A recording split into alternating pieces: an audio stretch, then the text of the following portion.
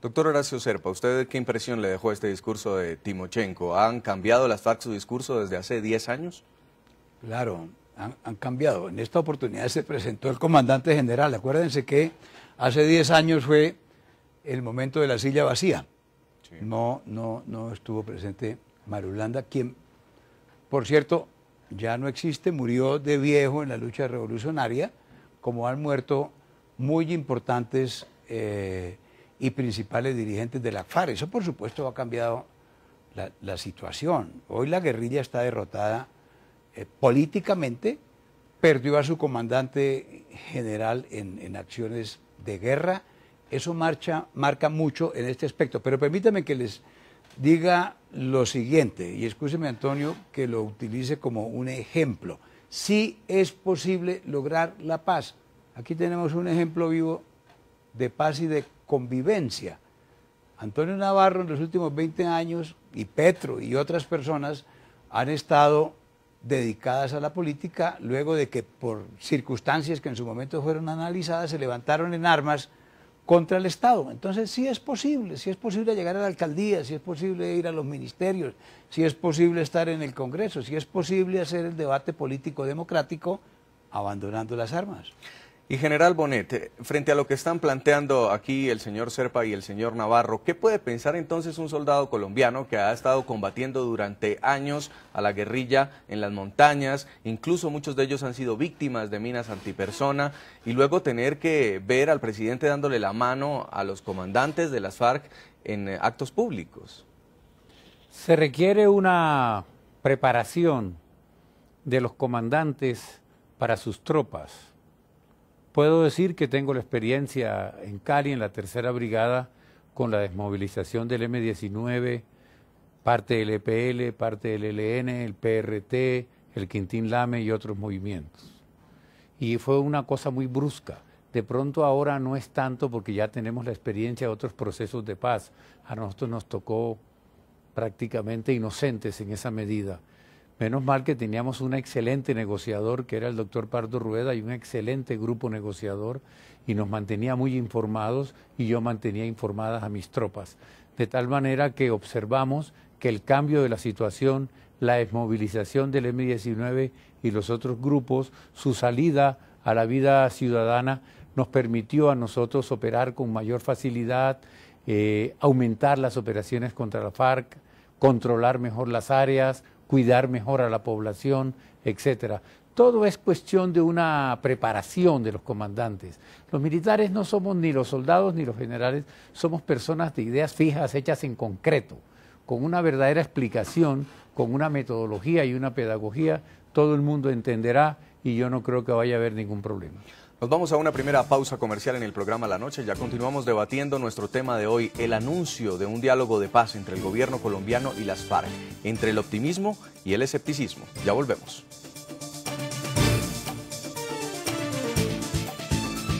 Seguimos en La Noche. Una vez el presidente Santos hizo el anuncio oficial con el que formalizó las negociaciones con el grupo terrorista de las FARC, la organización ilegal desde La Habana, Cuba, presentó un mensaje en video.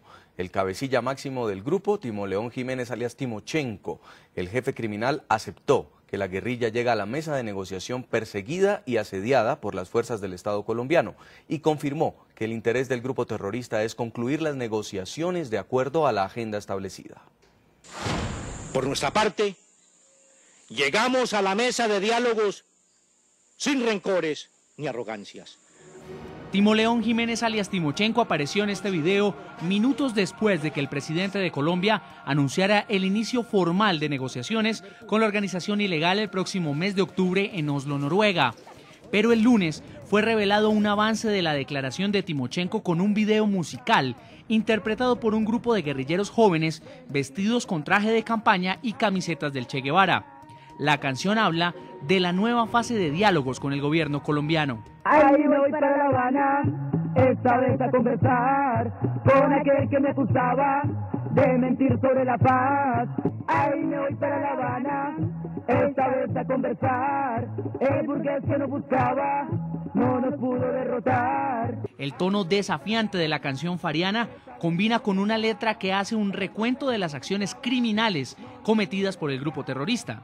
A Cali no les metimos y a su escuela superior, tantos soldados herimos, tantos muertos, qué horror. En este fragmento el grupo musical se ufana del secuestro de los 12 diputados del departamento del Valle el 11 de abril de 2002. 11 de los legisladores locales fueron asesinados en cautiverio en junio del 2007.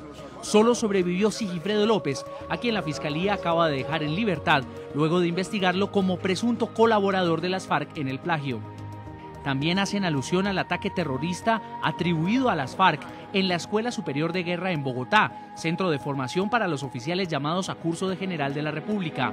En los hechos del 19 de octubre de 2006, 23 uniformados resultaron heridos. La canción también desacredita a los negociadores del gobierno. El gobierno manda expertos con diploma a dialogar. Ay, ay, ay, para ver si en una mesa sí nos pueden gatusar. Noruega vino de Europa y Chávez con Venezuela con su nave viento en popa, a ver si la paz resuena. Habla de sus jefes históricos abatidos en operativos de las fuerzas militares. Acudieron fue por miles a las selvas colombianas, lanzaron hasta misiles contra Manuel Marulán. La sonrisa de Raúl quedó yerta en Ecuador y con la vida de Iván un traidor pagado huyó. Nos destrozaron a Casio y a Caballero en Bolívar, el mono Jojoy que bravo cayó como él quería, para ejemplo de su pueblo se inmoló en la serranía, y Alfonso Cano que grande enseñó lo que es hombría. Y hace referencia al expresidente Álvaro Uribe, quien mantiene un aguerrido discurso contra el grupo criminal. Esta pelea será dura, quizás más que en las montañas los Uribe sangre pura solo entienden de matanza. Pero volviendo a la declaración de Timochenko, al parecer grabada a 3 cámaras y con una imagen de Manuel Marulanda al fondo, el jefe del grupo criminal advirtió que las FARC no se levantarán de la mesa hasta no ver concluidos los diálogos.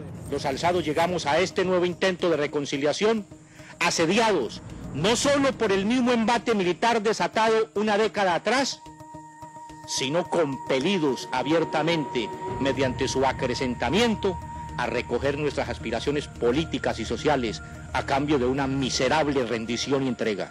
No pensamos en levantarnos de la mesa sin haber hecho realidad esas banderas. La grabación finaliza con este testimonio de Timochenko que da mucho para pensar sobre el talante de las FARC en esta oportunidad de diálogo. Hemos jurado vencer y venceremos.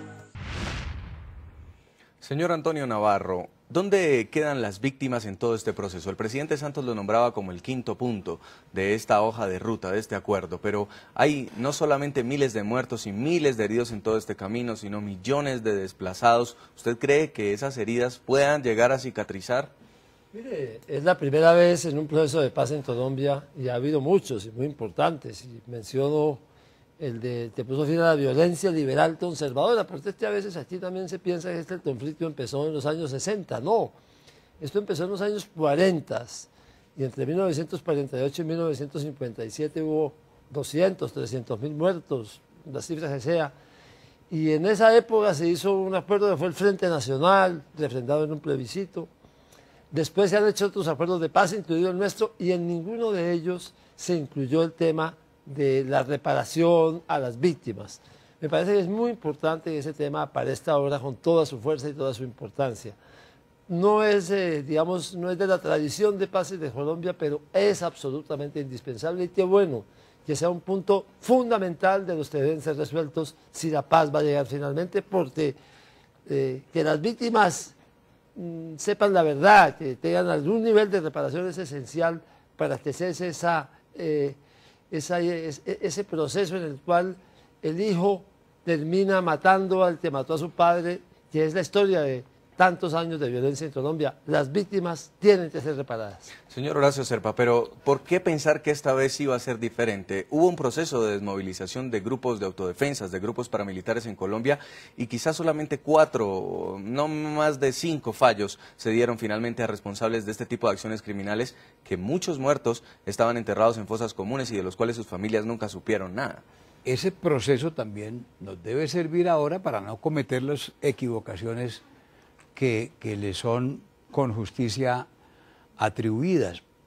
¿Por qué tener la confianza ahora? Las circunstancias han cambiado. Veo a estos guerrilleros de las FARC con música, etcétera, Claro, nadie debe ufanarse de un acto criminal y de las desgracias de los demás, pero es un comportamiento distinto. La misma presentación de Timochenko indica que mucho ha cambiado en las reflexiones de la organización de la FARC. Ahora, en este lado también han cambiado las cosas y hay un convencimiento muy grande en el país de que nuestros más grandes males nunca se van a poder atender y superar si seguimos en esta guerra. Ahí se habla del narcotráfico. Pienso que si no hay esta guerra es más fácil acabar el narcotráfico. ¿Cuánto vale la guerra? Si se acaba la guerra, parte de eso, porque no es cierto que inmediatamente todo lo que se está utilizando en la guerra, los 6 puntos del PIB van a invertirse en lo social, porque hay que mantener las fuerzas militares, porque hay que mantener también a la policía, etcétera, y se tiene que asumir un comportamiento en el posconflicto, pero mucho de eso va a servir para combatir ese mal tremendo que tenemos los colombianos, que es la desigualdad. Entonces sí han cambiado las cosas, ya somos más maduros y sobre todo sí, esta oportunidad tenemos que apoyarla todos. General Bonet, usted conoce de estrategia militar y también de cómo se mueven estas organizaciones criminales. En el eventual caso de que una buena parte de las FARC decida desmovilizarse, decida entregar las armas, pero otra parte que está dedicada al negocio del narcotráfico no prefiera acogerse a la reinserción civil porque le resulta este negocio, este delito, mucho más lucrativo. ¿Cree usted que podamos terminar también con un fenómeno parecido al momento de la desmovilización de los paramilitares que terminaron siendo bandas criminales o llamadas águilas negras? Es posible. Nada se puede olvidar ni pasar por alto en esta situación. Lo que tú estás diciendo de que es posible que un grupo, bien sea orquestado por la misma dirección de la FARC, lo deje por fuera de la negociación como banda criminal, porque es que los intereses de la FARC en el narcotráfico son muy fuertes. Nosotros no podemos creer que la FARC se van a desmovilizar hoy como hizo, digamos, Flor del Monte o el M-19 y ya mañana van a la vida civil. Ellos tienen un gran interés en las inversiones que tienen, las platas que tienen en varias partes del mundo, los laboratorios, las rutas. Ese dinero que ellos tienen seguramente en bancos y cosas no se puede lavar, no se puede legalizar. O sea que el problema del narcotráfico será el problema más peliagudo que va a tener el final del proceso. De tal manera que es posible que ellos dejen grupos por fuera bajo el nombre de grupos disidentes o BACRIM, sí, pero entonces habrá que combatirlos con más fuerza. ¿Usted qué opina, doctor Navarro? Sí, no, el tema del narcotráfico es un problema muy complicado de resolver. Yo diría lo siguiente: si se desmovilizaran las FARC, porque se llegara a un acuerdo de paz, es esencial ponernos como meta de los próximos 10 años, para decir una fecha con tiempo determinado, para que en Colombia desaparezcan los cultivos ilícitos. Porque si no pasa eso, ya sean que las FARC deje gente, o que vuelvan algunos de los que se desmovilizaron a las áreas de cultivos ilícitos, o que un tercero las ocupe militarmente y tengamos entonces otro conflicto, no podemos seguir teniendo lo que tenemos hoy, que son 76.000 hectáreas de coca en Colombia. Ese tiene que ser un propósito al calor de esta negociación, si funciona realmente, es de que desaparezca totalmente las áreas de cultivos ilícitos en el país. Nos vamos a una segunda pausa comercial en la noche. Al regresar revisaremos quiénes son los negociadores, tanto del gobierno como de las FARC, que harán parte de estos acercamientos de un pacto ya firmado para lograr la paz en Colombia.